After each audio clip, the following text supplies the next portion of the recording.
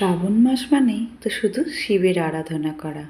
আমিও সকাল সকাল পুজো সেরে নিয়ে চলে এলাম সোজা রান্নাঘরে। এখানে দেখুন নিয়ে নিয়েছি আমি বড় দানার সাবু।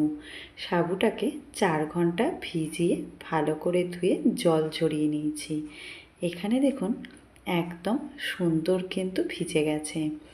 এবারে কড়াইতে বাদাম দিয়ে শুকনো খোলায় একটু ভেজে নিয়ে এটাকে মিক্সিং বোলের মধ্যে দিয়ে গুঁড়ো করে নিচ্ছি। একটু দানা দানা করেই আমি এটাকে গুঁড়ো করে নিয়েছি। দেখুন কীরকম গুঁড়ো করেছি দেখিয়ে দিলাম। এবারে চলুন কড়াইতে দিয়ে দিলাম সাদা তেল, তার মধ্যে আরও 1 চামচ দিয়ে দিলাম বাদাম। হালকা লাল করে ভেজে তুলে নিলাম এইগুলোকে। ওই কড়াইতে ফোড়নে দিয়ে দিলাম গোটা জিরে আর কারি পাতা। নাড়াচাড়া করে নিয়ে দিয়ে দিলাম ডুমো করে কেটে নেওয়া আলু। আলু ভাজার সময় দিয়ে দিয়েছি পরিমাণ মতন লবণ। আলুটাকে খুব ভালো করে লাল করে ভেজে নিচ্ছি। আলু লাল করে ভাজা হয়ে যেতেই দিয়ে দিলাম কুচিয়ে নেওয়া কাঁচা লঙ্কা।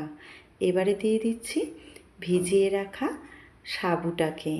খুব ভালো করে নাড়াচাড়া করে নিচ্ছি 2 মিনিটের মতন লো ফ্লেমে। অবশ্যই কিন্তু ফ্লেমটাকে লোতেই রাখবেন। এবারে দিয়ে দিলাম চিনি, ভেজে রাখা বাদাম, গুঁড়ো করে নেওয়া বাদাম আর 1 চামচ ঘি। এগুলোকেও সব একসাথে খুব ভালো করে কুক করে নেব 1 মিনিটের মতন। 1 মিনিট নেড়ে নিলেই যথেষ্ট। উপর দিয়ে ছড়িয়ে দিলাম ফ্রেশ ধনেপাতা। খুব ভালো করে মিশিয়ে নিলাম। মিশিয়ে নিয়ে এখানে গ্যাসের ফ্লেমটাকে বন্ধ করে দিয়েছি। এবারে চলুন সার্ভ করে নিই। দেখুন কি সুন্দর ঝরঝরে আজকে সাবুর পোলাও তৈরি হয়ে গেছে। তাই বাড়িতে আপনারা অবশ্যই ট্রাই করবেন আর কমেন্টে আমাকে জানাবেন কেমন হয়েছে। ধন্যবাদ।